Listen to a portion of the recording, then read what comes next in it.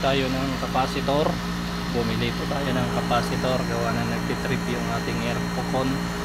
So nung chinek ko yung capacitor, wala nang reading. Kaya yan, bumili tayo. So nilagyan natin ng date 3/4/2025. Yan. So naikabit na natin.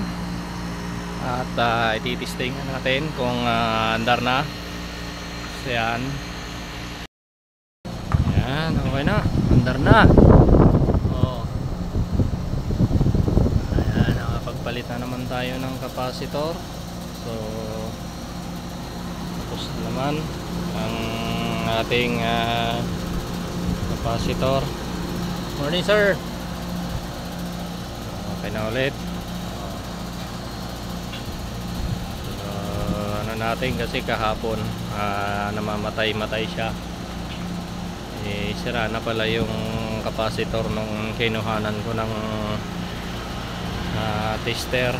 Ayan.